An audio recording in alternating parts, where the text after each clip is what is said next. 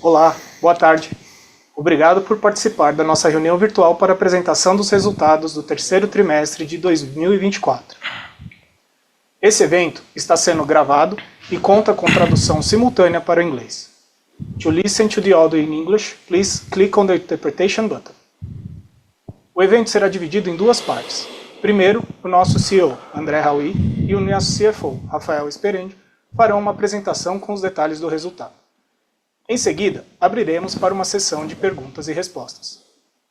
O documento com a apresentação encontra-se disponível no site de Relações com Investidores no endereço www.bbseguridaderi.com.br.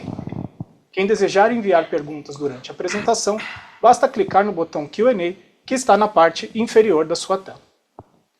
Agora sim, passo a palavra para o André para que inicie a sua apresentação e retornarei depois para mediar a sessão de perguntas e respostas. André, por favor.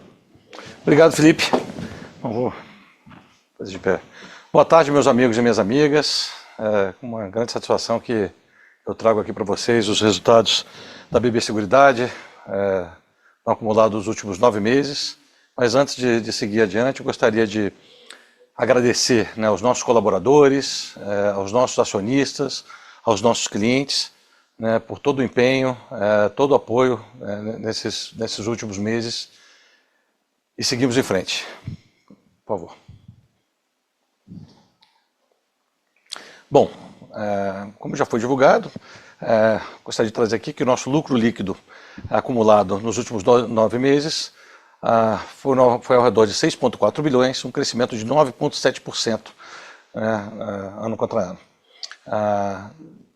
O nosso lucro líquido gerencial, o SUSEP Gap, apresentou um crescimento de 5,7%, um volume total de 6 bilhões aí nos últimos meses, ou seja, mais um resultado recorde. O nosso resultado operacional, combinado de todas as empresas, já líquidos de impostos, vem crescendo ao redor de 12% ao ano. Isso mais do que compensa o cenário adverso para o resultado financeiro. A gente entende que esse resultado vai ter uma reversão, um crescimento pela alta da taxa Selic, mas até o momento a gente vem apresentando um ótimo desempenho operacional. Quando a gente olha para o nosso negócio de seguros, o volume de prêmios emitidos nos últimos 9 meses foi ao redor de 13,2%. Crescemos 1%, mas é importante destacar que nossos prêmios retidos tiveram um volume de 11,4 bilhões, um crescimento de 8%. Ou seja, continuamos crescendo forte nas linhas de seguro mais rentáveis, como é o caso do prestamista, do Vida Produtor Rural e do penhor. Como vocês sabem, grande parte da nossa carteira agro é cedida no resseguro, e isso faz parte da nossa estratégia, que se mostra vencedora até o presente momento. É importante destacar também que a sinistralidade continua em patamares historicamente baixos, apresentando aí uma retração de 3 pontos percentuais até um ano, até setembro, gerando aí ao redor de 25%.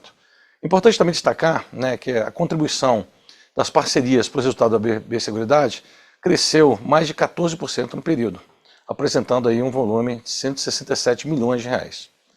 Quando a gente olha para o nosso negócio de previdência, a gente conseguiu captar aí mais de 46 bilhões de reais em 9 meses. A nossa captação líquida cresceu 8% no acumulado do ano, e as reservas chegaram aí ao redor de 423 bilhões de reais, com um incremento de 11% nos últimos 12 meses. Quando a gente olha para o nosso business de capitalização, conseguimos arrecadar aí ao redor de 4,9 bilhões nos últimos 9 meses, crescimento de 4%, e alcançamos aí a marca de 11 bilhões em nossas reservas. É muito importante, quando a gente olha aqui para o nosso negócio de distribuição, notar que o crescimento foi ao redor de 11% nas receitas de corretagem, sempre garantido aí por um bom desempenho comercial, tanto na venda quanto na recorrência, trazendo aí um volume de 4,1 bilhões de reais. Tivemos aí também 110 milhões de prêmios emitidos em grandes riscos e transportes com corretoras parceiras. Isso focado no nosso negócio de pessoa jurídica, onde a gente tende a dar mais ênfase e a crescer cada vez mais.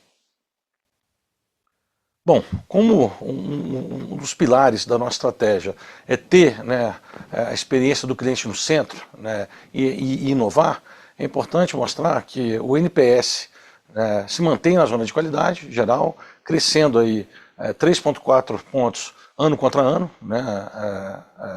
Isso realmente mostra a resiliência e a força do nosso atendimento. As reclamações também, no geral, apresentam queda, né, de 9%, ou seja, ano contra ano, mostrando, né, obviamente, a nossa qualidade, né, na prestação de serviços.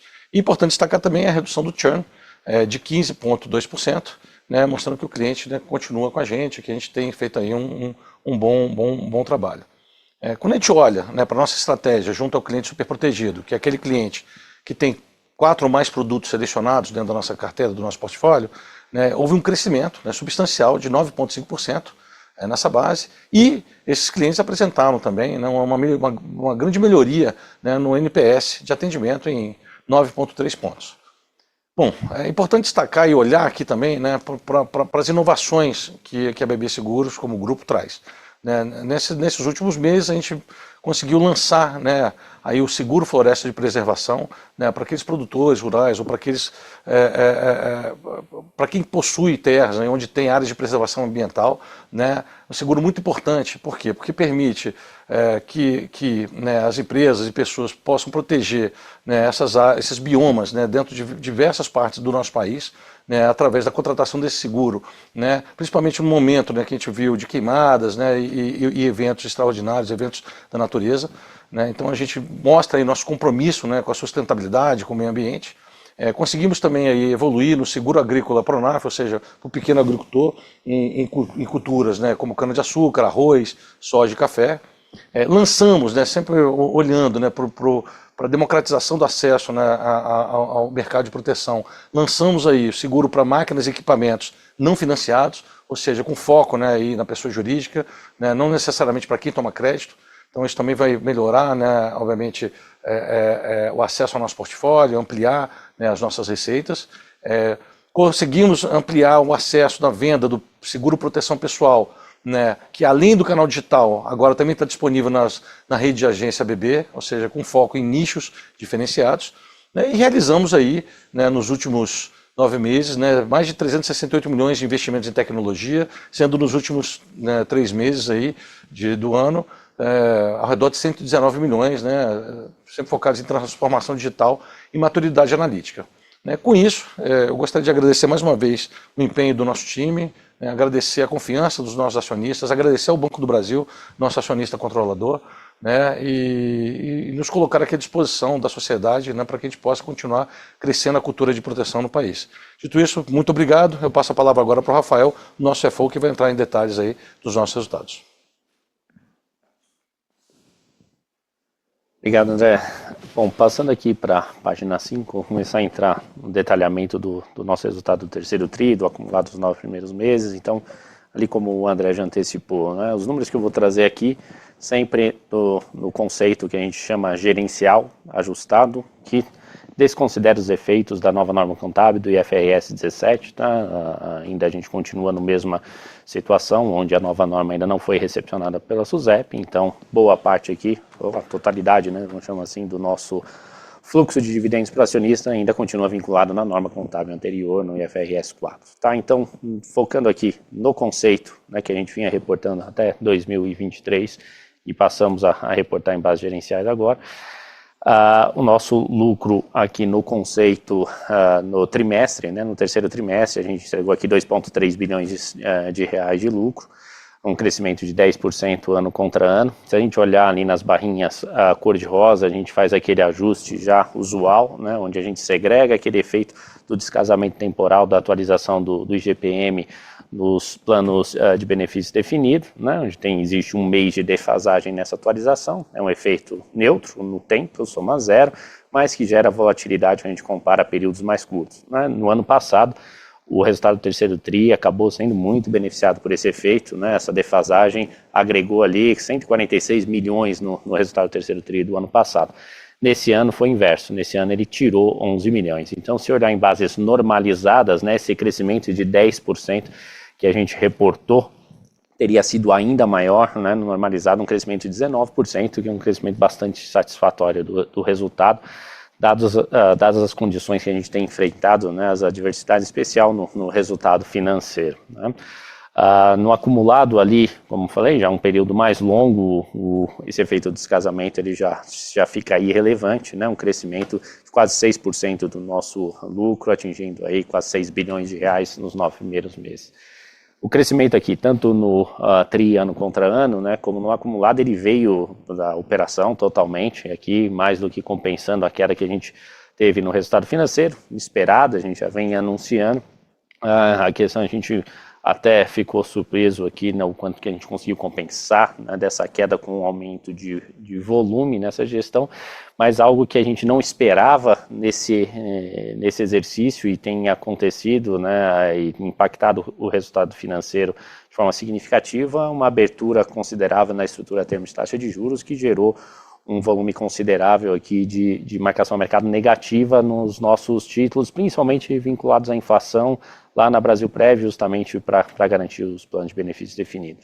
Então, quando a gente olha aqui no gráfico do lado direito, a gente observa, né, isso fica bem claro, o resultado financeiro ele contrai 16% ano contra ano e 19% no acumulado, representando aqui 16% do nosso lucro dos 9 primeiros meses do ano, enquanto no ano passado a contribuição do resultado financeiro foi de 21%.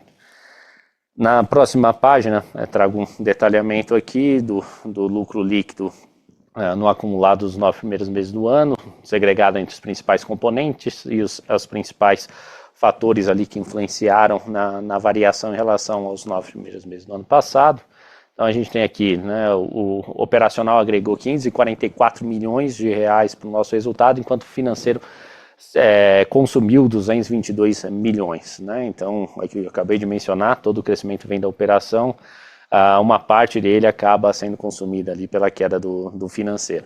Falando do lado da operação primeiro, né, aqui fica bem evidente alguns pontos que o André trouxe na fala dele, a gente vê ali um excelente desempenho na parte de prêmios ganhos, seja por venda nova, o prestamista é o principal destaque, não só pela venda nova desse ano, como pelo carrego do excelente desempenho que a gente vem tendo nos últimos 2 anos.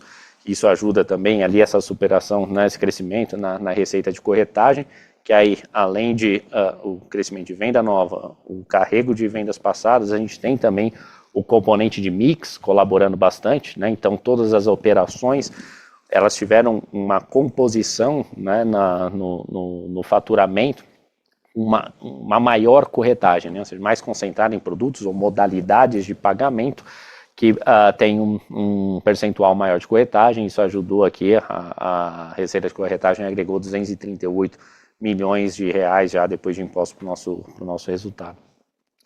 Outro fator que contribuiu, aqui um efeito bastante direto lá na nossa operação de previdência, né? 112 milhões de crescimento vindo da receita, do aumento da receita com taxa de gestão, aqui em linha com o crescimento das reservas, vou abordar isso em mais detalhes.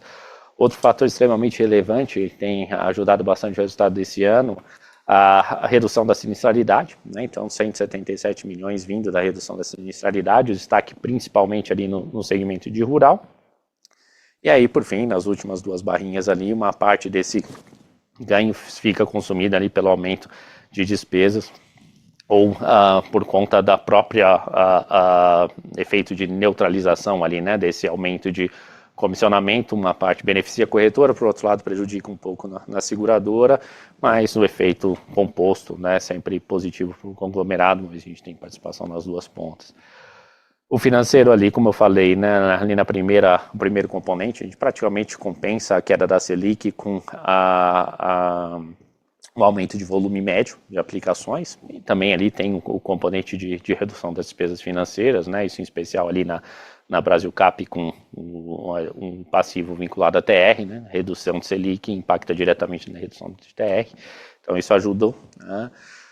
O descasamento temporal ali neutro praticamente o efeito, e aí boa parte, né, dos 222 milhões de queda do resultado financeiro vem ali da marcação ao mercado, né? Então a gente teve uma perda aqui de 117 milhões nesse ano, enquanto no ano passado houve um ganho de marcação, né? A marcação foi positiva de 97 milhões. A gente tinha no ano passado ali um contexto extremamente favorável, né? Uma taxa, principalmente nos 9 primeiros meses, né? Uma taxa de juros ali ainda em patamar elevado, se não me engano, uma média ainda de 13%, com a curva fechando e inflação baixa, né? Então, todos, vamos chamar assim, os ventos favoráveis. Esse ano é o inverso, né? A gente tem a taxa Selic caindo, a curva abrindo e a inflação mais alta que no ano passado. Então, acabou que nesse ano a gente teve uma concentração de efeitos contrários ali que tem levado a essa redução de 222 milhões no resultado financeiro.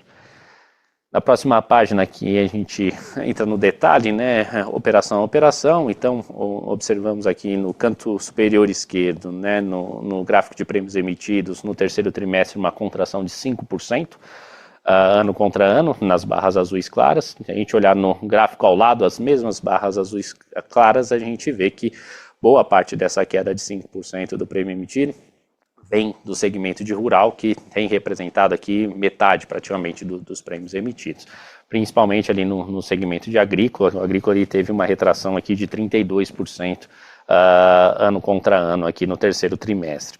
Quando a gente olha dentro da modalidade rural, né, um desempenho muito forte nas outras linhas, né, em especial o penhor rural, crescendo 23%, com bastante destaque para a nova modalidade que ganhou mais força nesse ano, né, o penhor de animais, isso tem ajudado bastante, e o vida produtor rural crescendo 8%. Então, não é suficiente para compensar toda, mas boa parte da queda do agrícola. Outro produto que acaba apresentando uma redução, né, ano contra ano aqui foi o Vida, mas a gente entende uma questão pontual do terceiro TRI, a gente já observou uma reação importante agora já em outubro, então não é algo que nos preocupa. E o principal destaque aqui, né, no terceiro trimestre, novamente o prestamista com um crescimento muito bom, né, da ordem de 9,2%. No acumulado o prêmio cresce em 1%, aqui a dinâmica não é diferente daquela que eu acabei de mencionar, né, o acumulado do ano reflete basicamente os mesmos fatores de contribuição que eu mencionei para o terceiro trimestre. Eu só queria enfatizar aqui que o crescimento de 1% no prêmio emitido, ele não reflete, né, diretamente ali o que tem contribuído de fato para a geração de resultado da companhia, né? E os senhores conhecem que dentro do prêmio de seguro rural, né, o André até mencionou, no agrícola 78% vai para resseguro, e quando a gente cede o prêmio, o que acaba ficando no resultado da companhia é só o líquido de comissão entre o que ele paga para BB Corretora e o que a gente recebe de comissão de resseguro, né? O que fica de fato contribuindo para a formação de resultado é o prêmio retido, e o prêmio retido cresce quase 8%, né, até bem em linha com o nosso intervalo do guidance. Quando a gente olha no canto inferior esquerdo, a gente tem ali os principais indicadores, né, da formação de resultado. Então, um resultado com bastante qualidade na sua formação, redução do índice combinado. A gente observa ali na linha verde clara uma redução da sinistralidade, destaque aqui principalmente no seguro rural. A elevação de comissionamento ali reflete basicamente o que eu acabei de mencionar, esse mix, né, essa composição do prêmio emitido mais concentrado em prestamista e menos no agrícola, aumenta o comissionamento médio, né, que vem contribuir, prejudica aqui um pouco, mas contribui lá para a BB Corretora. O índice de despesas administrativas teve uma alta aqui de 60 bases no TRI ano contra ano e de 40 bases no acumulado. Aqui é basicamente função pelo aumento do gasto corrente ali com investimentos em tecnologia e também com a reclassificação que a gente fez. Eu mencionei isso no segundo trimestre, de alguns investimentos em tecnologia que a gente estava classificando como CAPEX. A gente mudou o critério, passamos a registrar como OPEX, fizemos o ajuste do acumulado no segundo TRI, passamos já a reportar nessa nova metodologia no terceiro trimestre. Tá? Então, isso é basicamente o que explica o aumento do índice de G&A ali da companhia. O financeiro cai 18% ano contra ano e 10% no acumulado, aqui feito direto da redução da Selic. Tá? A Brasilseg é uma empresa que ela roda muito pós-fixada, então aqui a Selic tem um efeito bastante relevante, e em parte aqui compensado, né, pelo aumento de volumes, né, mas não totalmente.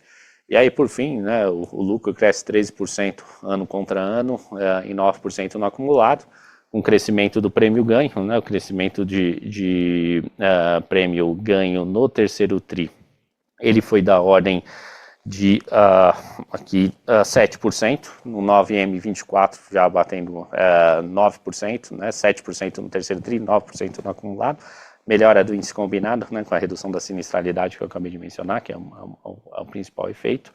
Foram os principais drivers aqui, mais do que compensando a queda do financeiro, entregando esse crescimento de resultado. A gente passa para a operação de previdência aqui na página 8.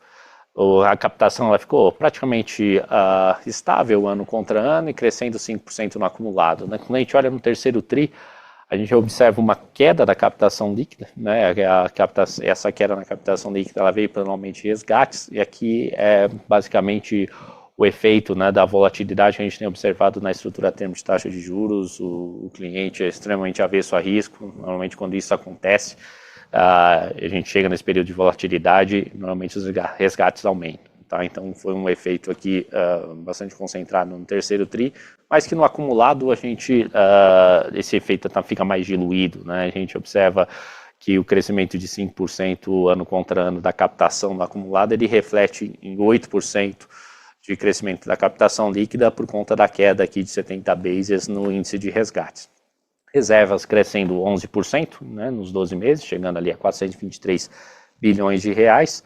Taxa de gestão cresce no mesmo ritmo, né, basicamente, apesar da queda ali da taxa média de gestão por conta da maior concentração em veículos de investimento mais conservadores, né, onde a taxa média de gestão é mais baixa. Isso tem há algum tempo impactado a taxa média da companhia como um todo. Então, basicamente, a taxa média ela cai, mas a receita cresce no mesmo ritmo por conta de maior quantidade de dias úteis que a gente teve nesse ano em relação ao ano passado, tá? Em ambas as bases. E o lucro líquido aqui crescendo 13% ano contra ano. Aqui, basicamente, quando a gente observa no terceiro TRI ano contra ano, é fruto do aumento da taxa de gestão que eu acabei de mencionar, além da própria reversão de provisão complementar de cobertura, né, uma parte dela revertida por conta do efeito do IGPM negativo. Tá? No acumulado do ano, a queda de 11% aqui, ela reflete basicamente a queda do financeiro. E essa queda do financeiro bastante associada, né, ao fato que no ano passado o IGPM acumulava deflação, né, e os nossos planos tradicionais em boa parte estão atrelados ao IGPM.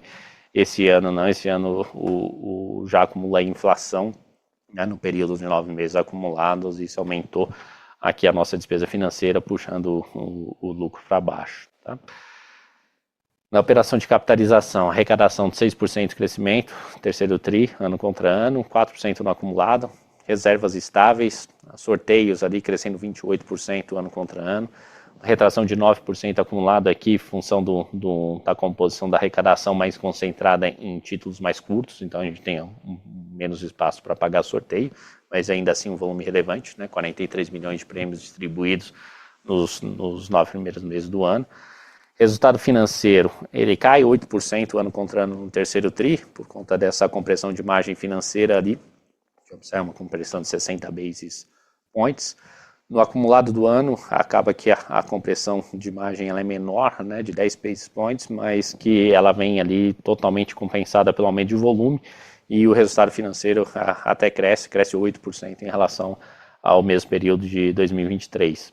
E aí o crescimento, essa dinâmica de financeiro, né, explica aqui a variação do lucro líquido, 4% de queda ano contra ano, 6% de crescimento no acumulado. Passando para a corretora na próxima página, aqui basicamente o fruto de tudo que eu acabei de mencionar, né? 10% de crescimento no terceiro TRI, na receita de corretagem, 11% no acumulado, não só venda nova, mas um mix de vendas, né, mais concentrado em produtos de maior corretagem, né? Isso acabou levando aqui a receita de corretagem a continuar crescendo no patamar de 2 dígitos. Margem líquida estável, e aí, como consequência disso, o lucro líquido cresce no mesmo ritmo de crescimento da receita. E aí, para fechar, na última página, nossa prestação de contas em relação ao guidance do ano. Então, o resultado operacional, não eu mencionei no início da apresentação, ele acelera de 8,8%, que a gente tinha no acumulado até junho, para quase 12%, né, no acumulado dos 9 meses, superando inclusive o intervalo. Sinistralidade mais baixa, com certeza, é um efeito extremamente importante para justificar essa superação. Tá? Prêmio emitido, a gente tinha um intervalo de 8 a 13, entregamos 1% no acumulado, e aqui a gente optou por fazer uma revisão desse intervalo, tá? Então, de 8 a 13% de crescimento, a gente espera agora encerrar um ano na faixa de 0 a 3%, né? Lembrando aqui mais uma vez que eu mencionei, se o nosso guidance fosse de prêmio retido, a gente nem precisaria estar falando de revisão aqui, mas no prêmio emitido, acaba que o seguro agrícola, né, sensibiliza mais e por isso essa necessidade de revisão. E por fim, né, o nosso indicador de reservas de PIV-GBL, né, de previdência, crescendo na margem aqui, acima do intervalo, né, um desempenho muito bom, né, considerando o cenário todo que eu mencionei de volatilidade ali na estrutura a termos de taxa de juros, a gente ainda consegue entregar um crescimento até acima do que a gente previa. Bom, esses eram os principais pontos que eu queria destacar e fica disponível agora para a sessão de perguntas e respostas. Obrigado, Rafael. Bom, vamos iniciar agora a nossa sessão de perguntas e respostas. Já temos aqui algumas perguntas pelo áudio. Lembrando que quem desejar fazer pergunta escrita pode digitar ou clicar no botão Q&A, que está na parte inferior da tela. E para fazer a pergunta por áudio, exclusivamente em português, clicar no botão Raise Hand aí na sua tela, também na parte inferior. A gente tem uma primeira pergunta aqui, ela vem do Guilherme Grespan, do JP Morgan. Guilherme, boa tarde, tudo bem? Oi, Felipe, boa tarde. André Sperendio, obrigado pela apresentação e parabéns pelos resultados.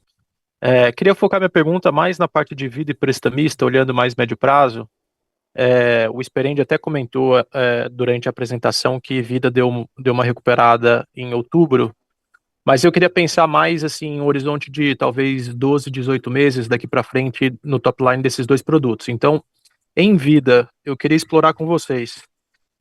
Se vocês concordam que a penetração em número de clientes já está madura e como a gente deve pensar aumento de ticket de vida, de novo, pensando mais em médio prazo.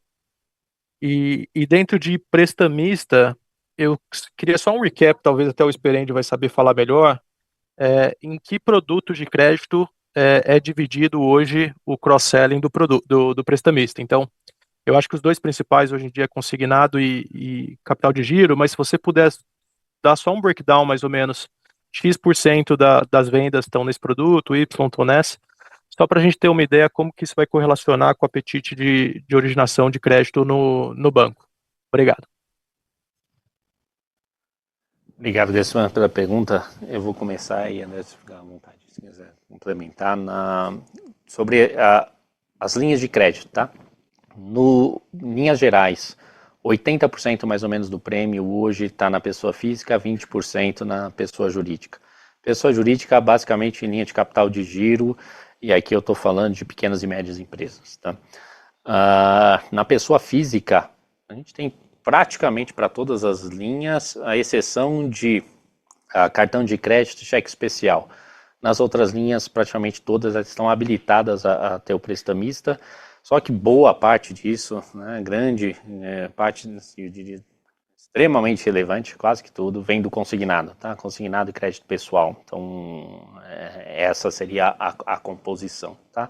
Basicamente só exclui cartão de crédito e cheque especial, mas nas demais linhas há uma concentração muito grande no crédito consignado. Em termos de desempenho, né, que a gente espera para essas duas modalidades aqui do segmento que a gente classifica como pessoas, ainda existe um espaço muito grande de penetração no seguro de vida, né? E aí não só dentro da base do Banco do Brasil, mas no Brasil como um todo, hoje a penetração é em torno de 0,5% do PIB, quando outros países emergentes rodam em torno de 2% do PIB.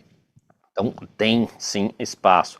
A questão toda, que é o principal desafio que a gente vem enfrentando, é como a gente consegue ocupar esse espaço. Então, tem um nicho, por exemplo, que a gente praticamente aqui não opera, né, e estamos avaliando alternativas para evoluir nesse sentido, que é o seguro de vida com acumulação. Isso praticamente a gente não tem. O nosso produto ele é risco puro. Então, existe essa possibilidade. Outra possibilidade de atuação mais no baixa renda, né, que aí contribui muito com penetração, mas aí menos com ticket, são os produtos low cost. O André mencionou aqui a questão do proteção pessoal, né, mas ali contribui com ticket pequeno. Assim, a gente está com 8 milhões, né, de prêmio emitido nessa modalidade. Eu diria assim, existe uma oportunidade ainda considerável para aumento de penetração, mas além desses desafios que eu mencionei, tem uma coisa muito importante, né, que a gente precisa levar em consideração para alcançar um nível maior de penetração a nível nacional, que seria aumento de renda disponível. Sem isso também fica difícil, né? Fica bastante difícil a gente evoluir. No prestamista a gente tem conseguido manter um bom desempenho, a penetração no crédito ela continua no mesmo patamar, né? A gente não observou variação, mas o Vida acabou tendo um pouco mais de dificuldade no terceiro TRI, porque é um produto que ele necessita muito de uma abordagem ativa na venda, né? Mais até do que o prestamista. O prestamista ele entra ali no contexto, né, da originação de crédito. E é importante lembrar, quando a gente olha ano contra ano, né, nesse terceiro trimestre aqui, a gente teve influência das negociações salariais em torno de dissídio coletivo para a categoria de bancários. O ano passado não teve isso, né? Então isso influenciou um pouco ali no desempenho do terceiro TRI. E só para fechar aqui, outro fator que é importante colocar em perspectiva, né? O terceiro TRI de 23 foi o trimestre mais forte da história da Brasilseg, né? Então a base de comparação também é difícil, né?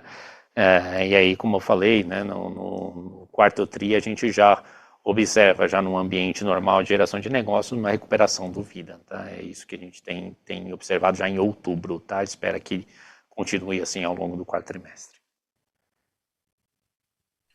E só um follow-up rápido, em prestamista, é justo imaginar que o desembolso de seguro deveria caminhar em linha com o desembolso de crédito, ou existe algum motivo para achar que seria maior? Olha, hoje eu não tenho motivo para acreditar que seja maior não, tá, Grespan? Acho que caminha em linha. Não temos tantas alternativas assim para expandir público endereçável, né? O que tinha para fazer já foi feito. Tá bom, super claro, obrigado. Obrigado, Grespan. A nossa próxima pergunta ela vem do Thiago Binsfeld, da Goldman Sachs. Thiago, tudo bem? Pode seguir, por favor. Oi, Felipe, boa tarde. Boa tarde, André, Rafael. Eu ia fazer uma primeira pergunta sobre a reversão de provisões na Previdência. Eu queria entender um pouquinho mais como é que funciona esse processo de atualização de base de participantes e também o que vocês mencionaram em questão de atualização por IGPM, qual é a frequência que isso é realizado. Pensando se daqui para frente a gente deveria ver revisões mais frequentes dessa forma que a gente viu no terceiro trimestre. Obrigado. Obrigado, Thiago. Com relação à atualização de base, tá? Ela faz parte do teste de adequação de passivos. O teste de adequação de passivos lá na Previdência, ele é feito trimestralmente, tá? O movimento que aconteceu agora de reversão, ele reflete ali o resultado do IGPM saindo do território acumulado negativo, virando para positivo, tá? A gente que tem dentro da Brasilprev, né, a diretriz, nós não reduzimos o benefício do cliente, tá?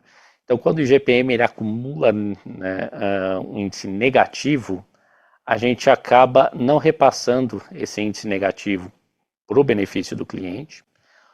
Quando ele vira para o território positivo, a gente abate, né, esse incremento que eu coloquei no benefício do cliente, a gente reverte quando o IGPM vira para positivo, tá? Então o ajuste que foi feito foi exatamente porque no final do semestre o índice passou para o território positivo e a gente começou a reverter, né, o que a gente tinha ali de incremento para não passar um índice negativo para o cliente, a gente reverteu, né, na expectativa que a gente tinha para o TAP realizado com base em setembro, tá? Ajustes, né, desse tipo, agora com a implementação dessa nova regra por parte da SUSEP, todo trimestre a gente vai ter, tá? Agora, por conta do IGPM negativo, isso em tese, se o IGPM não voltar para o território negativo no acumulado 12 meses, a gente não deve esperar algo da mesma magnitude daqui para frente. O que deve ter, mas aí isso tem efeito neutro para o resultado daqui para frente, vai ser uma troca de provisões, né? Porque isso aí que foi uma reversão de provisão complementar de cobertura, e aos poucos essa reversão vai ser incorporada na previsão matemática de benefícios concedidos, tá? E isso vai aparecer no próximo TAP. Eu vou reavaliar, vou ver que a minha PMBC está menor do que deveria estar, a PCC está, maior do que deveria estar, a PCC menor do que deveria estar, e eu faço uma troca de provisão. Mas daqui para frente é neutro para efeito de resultado, tá? Não é algo muito direto de capturar, tá? Mas a gente procurou detalhar bastante no nosso material de divulgação, tá? Mas na essência é basicamente isso, né? O fato de eu não considerar, não aplicar o índice negativo no benefício do cliente, então ele acaba tendo um ganho maior do que ele deveria ter, mas quando o IGPM vira para positivo, o cliente me devolve, e aí para que ele tenha no acumulado o rendimento de IGPM com 6, tá? Mas com uma diferença aí, com um descasamento temporal. Obrigado, Rafael, tá claro? E aí, se eu puder fazer uma segunda pergunta, olhando para a dinâmica de prêmios emitidos versus prêmios ganhos, como vocês bem falaram, prêmios ganhos crescem 8%, é um crescimento bem expressivo, acima de prêmios emitidos. Quando vocês pensam para 2025, né, vocês acham que essa dinâmica pode permanecer? Como é que vocês estão pensando o uso do balanço próprio em relação a repassar a pólice para resseguro? Enfim, tentando imaginar aqui como é que essas duas linhas poderiam crescer no ano que vem. Obrigado. Em termos de prêmio ganho, tá? Essa dinâmica de crescimento acima do prêmio retido ou emitido, ela deve permanecer desde que a gente continue com um ambiente favorável de originação de crédito, em especial nos segmentos ali que a gente está exposto, né? Eu falei aqui respondendo a pergunta do Grespan, no consignado e no capital de giro para as pequenas e médias empresas. Se o ambiente, né, for positivo, isso deve permanecer. Se não, aí isso deve, né, reequilibrar, né? Ou seja, o prêmio ganho ele deve voltar ali para um patamar mais próximo do prêmio emitido, tá? Mas se o ambiente de originação for favorável, isso continua, né? Acaba que eu vou carregando muito resultado de passado, né? Isso implica esse crescimento mais forte do prêmio ganho. Quando a gente olha agrícola em específico, a gente entende que a nossa retenção ela está ainda abaixo do ponto ótimo, tá? Mas esse é um processo, né, que a gente vem com cuidado, né, aumentando essa retenção. Então, ela chegou no passado a ser só de 10%, ela aumentou para 20%, e agora esse ano a gente está em 22% de retenção, tá? Aos poucos a gente pretende convergir para o ponto que a gente entende ótimo, mas isso é bastante dinâmico, né? A gente revisa isso com bastante frequência. Tá claro. Obrigado, Rafael, e parabéns pelos resultados. Obrigado. Obrigado, Thiago, pela pergunta. A próxima pergunta é do Antônio Rouet, do Bank of America. Antônio, boa tarde. Boa tarde, pessoal. Parabéns pelos resultados e muito obrigado pela oportunidade de fazer perguntas. Duas aqui do meu lado. A primeira, rural. Então, se vocês pudessem explorar um pouquinho mais aqui as tendências que levaram a esse crescimento mais fraco por crop insurance, então se vocês puderem explorar um pouquinho aqui da demanda e também da expectativa, né, para El Niño, La Niña, o que vocês esperam, né, para os próximos meses, próximos tris, e também como isso tem impactado a sinistralidade, né? A gente vê a sinistralidade rodando bem abaixo agora, então pelo que você já tem percebido, como é que deveria ser tendência de sinistralidade e crescimento de prêmios aqui para os próximos 2 ou 3 tris. Também, se já puder engatar aqui numa pergunta sobre 2025, qual que é a expectativa de vocês para 2025 em termos mais gerais, assim, eu sei que é um pouco cedo e vocês ainda não passaram guidance, mas se vocês puderem comunicar, assim, qual que é a expectativa em grandes linhas, né, de sinistralidade, prêmios e financeiro. Obrigado. Obrigado pela pergunta, Antônio. Eu vou começar aqui ainda, se quiser complementar, Sim. fica à vontade. Segmento agrícola, tá? A gente tem observado uma mudança, na verdade, pós-pandemia, né? Todas as cadeias, né, de fornecedores, a questão da oferta e demanda está passando por um reequilíbrio, né? No agronegócio não é diferente. Tá? Em complemento, a gente teve uma questão aqui de clima que mudou ali um pouco no o calendário, né, de compra de insumos, né, tomada de crédito e por consequência, isso então afetou bastante aqui o nosso desempenho ao longo desse ano. Tá? Além do contexto internacional, né, o preço da commodity, preço do insumo, taxa de câmbio, tudo isso teve uma influência bastante grande no nossa venda de seguro agrícola. Então, acredito que assim, está passando por um período de reequilíbrio, tá? Não é nada que nos preocupa, mas um período de ajuste pós-pandemia. Quando a gente olha na perspectiva de sinistralidade, né, ali, tanto no realizado até agora, com a perspectiva daqui para frente, não tem nada que indique uma preocupação maior em qualquer tipo de evento climático. Tá? As chuvas estão acontecendo, então a gente observa que as regiões que estavam mais afetadas pela seca, né, elas já começam a ter um nível maior, né, de umidade do solo, mais favorável para início da semeadura. Então, hoje não tem nada muito preocupante, né, nesse aspecto, né, de algum tipo de problema, de replantio, nada disso. O que tinha para ser colhido também não tivemos nenhum tipo de problema. Quando a gente olha na perspectiva para a safra 24-25, e aí você mencionou sobre probabilidade de ocorrência de laninha ou ninho, tem vários modelos de predição, né? Mas alguns que a gente olha aqui, eles mostram ainda uma predominância de laninha, mas não tão severo. Tá? Inclusive alguns já estão para o primeiro semestre do ano que vem uma predominância de neutralidade, o que seria extremamente favorável, né, sob o ponto de vista de produção. Então, a princípio, não tem nada que indique algum tipo de preocupação para a gente com relação ao aumento de sinistralidade nesse segmento. Tá? Nas outras linhas, a gente vem trabalhando para fazer ajustes, né, em termos na nossa política de subscrição.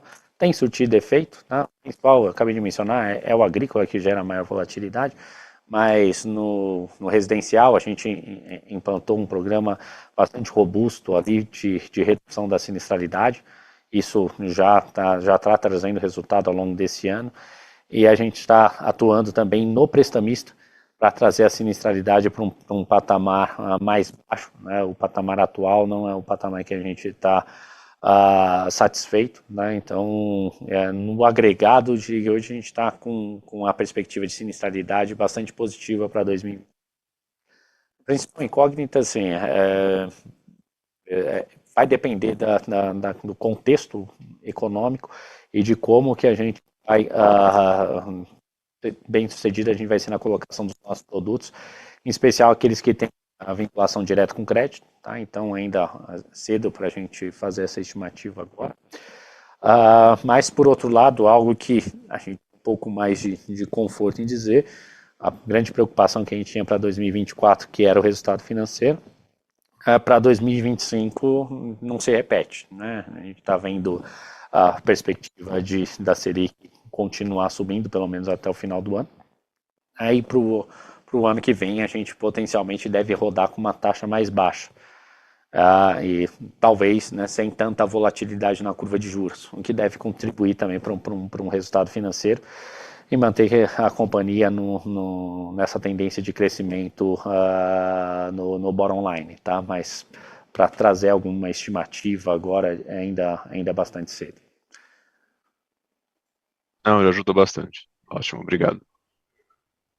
Obrigado, Antônio. A próxima pergunta ela é do Caio da Prato, do banco UBS BB. Caio, por favor, boa tarde.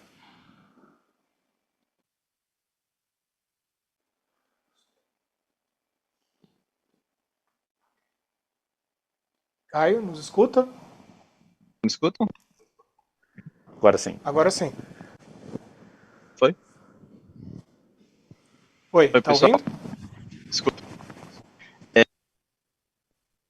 Obrigado pela pergunta. Pro Rural, eu tô olhando mais sentido, tá? Comentou também na apresentação do Tá um pouco ruim. acho.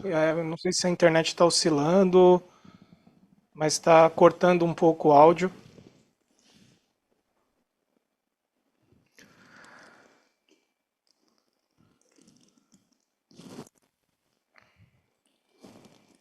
Caio? Acho que a gente pode partir para a próxima pergunta e depois o Caio voltando, a gente libera a pergunta para ele novamente. A próxima pergunta ela é do Pedro Leduc, do Itaú BBA. Pedro, boa tarde, tudo bem?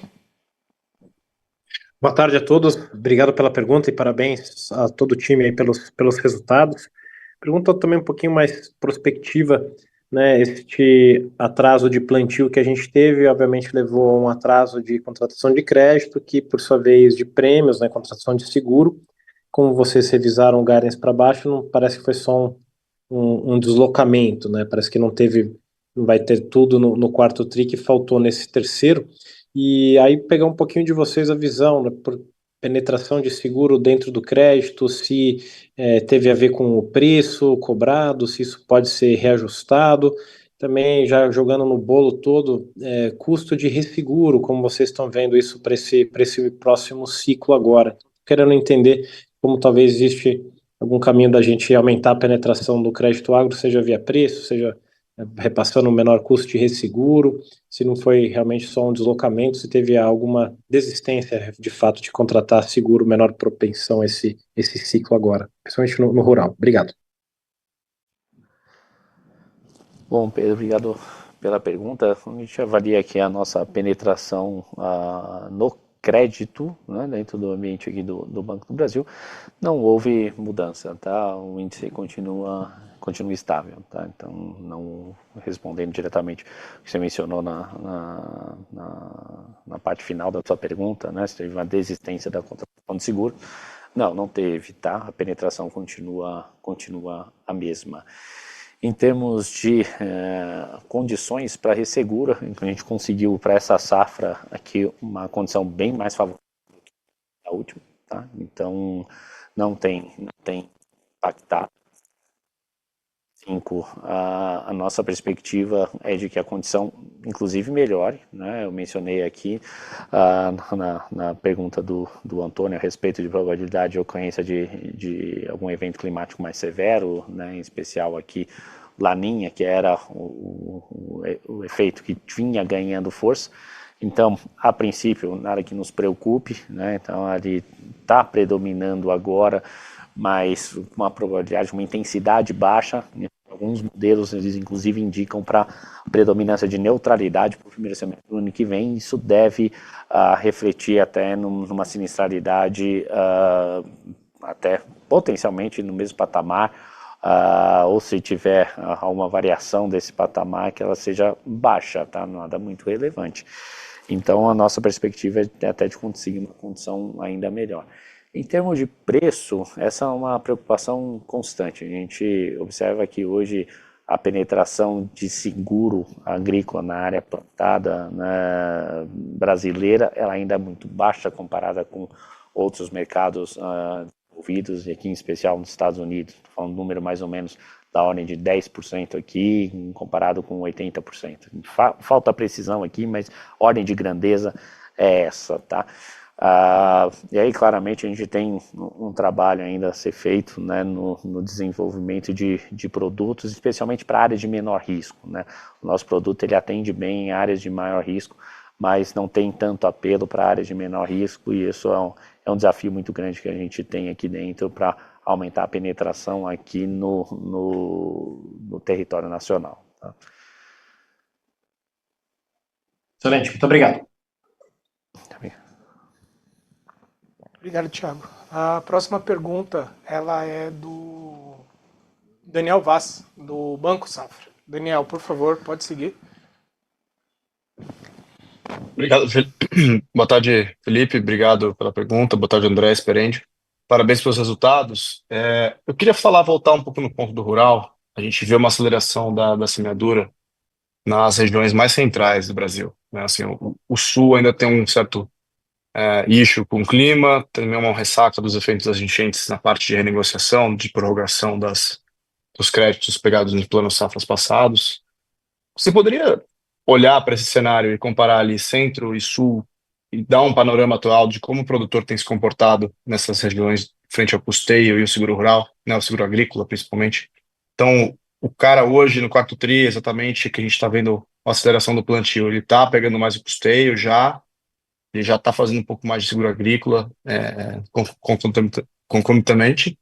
E no sul, como é que está essa parte do custeio do seguro agrícola? Se você puder dividir nessas duas para a gente entender como é que está o panorama atual, né? A foto atual. Obrigado. Obrigado, Anselmo. Bom, com relação a estágio atual de semeaduras, resumiu bem e com dados mais recentes, né, a gente viu um aumento de chuvas, principalmente aqui na região sul e sudeste, né, ao longo do mês de outubro.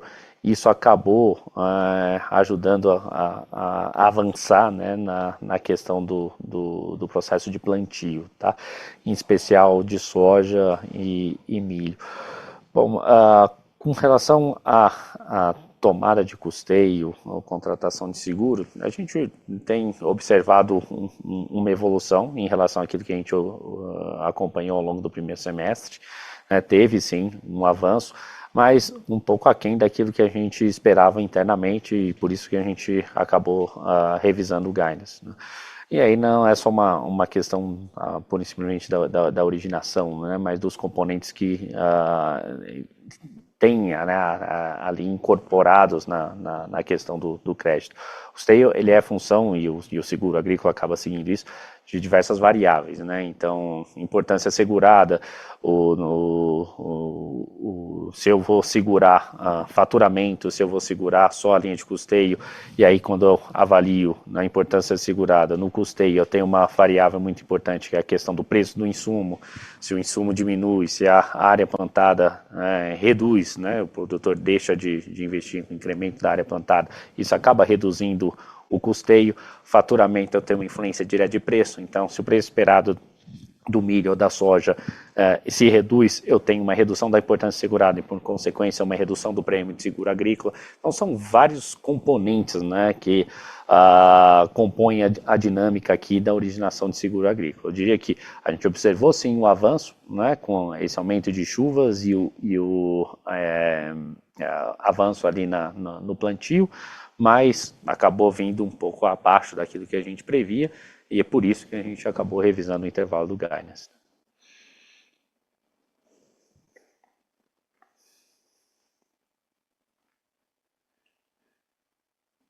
Obrigado, viu, Daniel? Obrigado. A nossa Acho que estava próxima... mutado. Obrigado. Obrigado pela pergunta, Daniel. Próxima pergunta, agora sim, do Caio, retornou. Caio, por favor, nos ouve agora, tudo certinho? Oi, Felipe, tudo bem? Vocês me escutam? Sim. Beleza, perfeito. Desculpa pelo problema no áudio. Boa tarde, André e Rafael também. A minha pergunta, ela é relacionada ao seguro rural de vocês também. E aqui eu estou olhando mais para o prêmio retido, tá? Que o Rafael comentou também na apresentação. Quando a gente olha o crescimento dos prêmios, né, o retido, o agrícola de fato tem sido abaixo do esperado, né, uma queda de 15%. Mas, por outro lado, o penhor rural e o vida têm crescido a patamares bem positivos, né, entre 15% e 25% ano a ano. Aliás, ambos representam quase 90% desse prêmio retido, né, então acho até mais importante. Então, a minha dúvida aqui é, o que explica esse descolamento, né, da performance entre os produtos, dado que, na teoria, a gente poderia ter algum nível de cross-sell entre eles? E olhando para frente, qual a expectativa para esses outros dois produtos, né, além do agrícola? Também olhando um horizonte de 12, 18 meses, se dá para continuar vendo esses níveis de crescimento, mesmo com o agrícola possivelmente mais fraco? E quais seriam os drivers desses outros dois produtos? E, por fim, se puder dividir um pouco também em relação a alguma métrica de rentabilidade entre esses três, entender qual desses três é o mais rentável. É isso, obrigado. Obrigado, Caio. Bom ponto. De fato, só complementando e respondendo a última parte da sua pergunta, não só a Penhor e Vida tiveram um excelente desempenho, né? O Penhor hoje crescendo 25% no acumulado, o Vida Produtor crescendo 15%. Então, não bastasse o bom desempenho, mas são as linhas mais rentáveis. De longe, elas são bem mais rentáveis que o seguro agrícola. O seguro agrícola é a porta de entrada, mas a gente no tempo, né, está passando por um período onde a sinistralidade tem sido extremamente positiva, mas não é, vamos chamar assim, um normal, né? A sinistralidade média do seguro agrícola, ela gira em torno de 69%, mais ou menos, um padrão de comportamento histórico, tá? Mas Penhor e Vida Produtor Rural, eles têm um índice de sinistralidade mais baixo e bem mais estável no tempo, né? Então, são linhas que a gente prefere, né, ter mais exposição, até por isso que a gente não cede prêmio para resseguro nessas linhas. O crescimento bem mais forte que o agrícola, aqui ele é explicado por alguns ajustes que nós fizemos, né? Então tivemos ampliação de portfólio endereçável para o penhor rural, a gente agregou a cobertura para animais dados em garantia para operação de crédito, que era algo que a gente não tinha antes, né? Então isso contribuiu para o avanço no penhor. E a gente teve também no Vida Produtor Rural uma ampliação de público elegível e de importância assegurada, né? Então, quando a gente fez esses ajustes, a gente entrou atuando nas operações em estoque, tá? Isso explica o descasamento de crescimento ali das modalidades de penhor e vida em relação ao seguro agrícola, tá? Para 2025, aí a tendência é que essas linhas, elas cresçam mais em linha com a agrícola, tá? Então, hoje não vislumbramos nenhum grande ajuste que ainda precisa ser feito nesses dois portfólios, que continue, né, levando essas linhas até um crescimento descasado com o seguro agrícola. Tá legal, perfeito. Obrigado. Obrigado, Caio. Agora a gente tem uma última pergunta aqui pelo áudio, do Eduardo Nishio, da Genial Investimentos. Nishio, boa tarde, tudo bem? Boa tarde, Felipe, André e Rafael. Tenho uma pergunta em relação aos contratos que vocês mesmo falaram que estão revendo com o Banco do Brasil, e o próprio Banco do Brasil, na qual também reforçou a natureza do contrato, que seria um contrato perene, enfim. Eu queria saber de vocês se vocês têm alguma atualização e se pudessem também compartilhar com a gente o caráter de renovação desses contratos, se vocês pretendem ter um caráter um pouco mais automático desses contratos e se, para diminuir, obviamente, a volatilidade que à medida que os contratos vão vencendo, eles vão criando no papel. E se vocês também têm, vocês olham o contrato da Caixa como um parâmetro com a Caixa de Seguridade. Muito obrigado. Bom, Eduardo, obrigado pela pergunta. Vou endereçar aqui. Bom, a BB Seguros, BB Seguridade é Banco do Brasil. Então, nada mais natural que nós, né,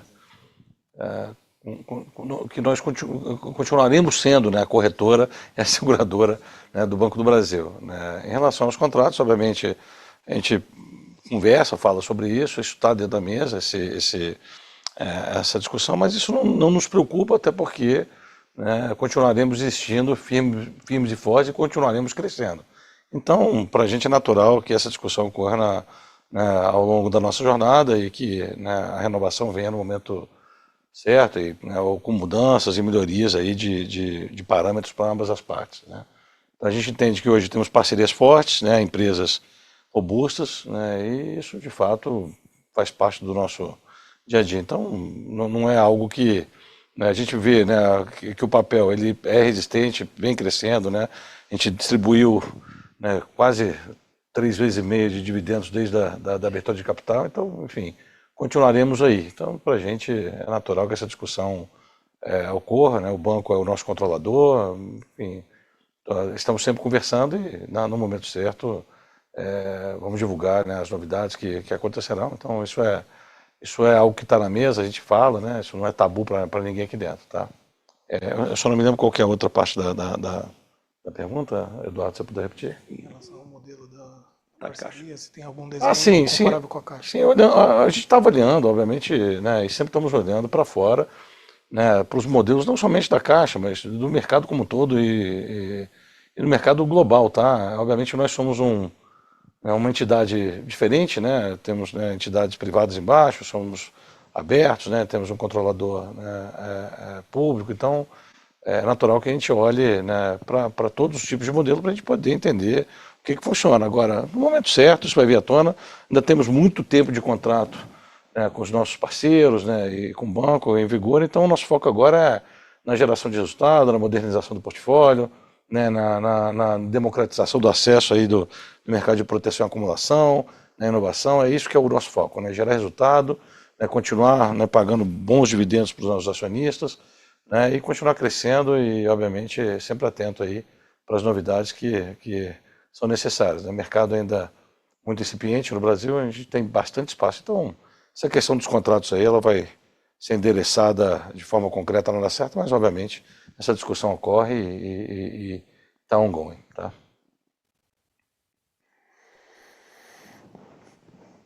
Eduardo? Obrigado, Nichel. Tem uma última pergunta aqui, que ela é do Q&A, que ela veio por escrito. Em relação a dividendos, que o André falou aqui, se tem algum planejamento para mudar a política para pagamento trimestral. E também alguma atualização sobre o programa de recompra, a finalização dele, que está próxima, e se tem algum plano de abertura aí de um novo programa. Bom, sobre o programa de recompra, eu vou pedir aqui para o Rafael conduzir, mas está aberto, viemos, né, efetuando, acho que o Rafael pode endereçar melhor. Em relação aos dividendos, a gente sempre praticou, né, uma política de pagar bons dividendos, e, enfim, acho que a perspectiva sempre é essa, né? A gente tem a prerrogativa, mas não existe nenhum cenário adverso, ou nenhuma política ao contrário. Acho que a gente vai continuar, né, sempre olhando, né, para o melhor e tentando sempre alcançar, né, os melhores patamares. Então, acho que é isso. Rafa? Isso com relação até à frequência, é importante lembrar, né? A gente tem a corretora, a gente sempre distribui a totalidade do resultado, então ela não gera reserva estatutária. A gente não pode distribuir com uma frequência menor do que a semestral. Então, isso gera esse impedimento para a gente na distribuição com uma frequência maior, sendo que boa parte do nosso fluxo de caixa disponível ele vem da própria corretora. E nas seguradoras a gente tem uma posição bastante conservadora na distribuição. A gente prefere reter o caixa ao longo do semestre e fazer uma reavaliação semestral e aí avaliar, né, o quanto que a gente tem à disposição para distribuir aos acionistas, né? Então, por enquanto, não está, como o André falou, na discussão aumentar a frequência, mas sim, continuar pagando algo no patamar que a gente vem praticando historicamente, isso não muda. Em relação à recompra, a gente tem o programa está quase na totalidade, né, executado. A questão, a gente precisa aqui, né, fazer a gestão de caixa que chega na PB Seguridade, exatamente por conta dessas restrições que eu acabei mencionando, tá? Então, esse é o principal fator que limita um pouco no calendário de execução, né, mas ele já está quase executado na íntegra. Em termos de lançamento de um novo, aí é algo que a gente precisa primeiro cumprir os ritos formais de cancelamento das ações em tesouraria, porque a gente está muito próximo do limite legal, né? Então, por enquanto, a gente não pode lançar um novo até que a gente cumpra todo o rito de cancelamento. É isso, não temos mais nenhuma pergunta. Com isso a gente encerra a nossa reunião virtual de resultados do terceiro trimestre. Queria pedir para que todos conectados aqui forneçam um feedback no formulário que vai logo depois do término do call. E André, Rafael, se quiserem fazer alguma consideração final. Só colocar, né, tanto o time de relações com investidores, como eu mesmo, estou disponível para esclarecer qualquer eventual dúvida que tenha permanecido e desejar uma boa tarde a todos. Bom, da minha parte eu só quero agradecer aí a confiança e agradecer principalmente aos nossos clientes, ao nosso time, né, que é a nossa força. Sem o nosso time nada disso seria possível, nenhum resultado poderia ser entregue, então isso é um trabalho coletivo, né, com muito carinho, com muita dedicação. Então aqui deixar meu especial obrigado à turma da BB Seguros e das nossas investidas, né, Brasil Prev, Brasil Seg, Brasil Cap, Brasil Dental, Seclic, Broto, a turma toda aí, meu muito obrigado.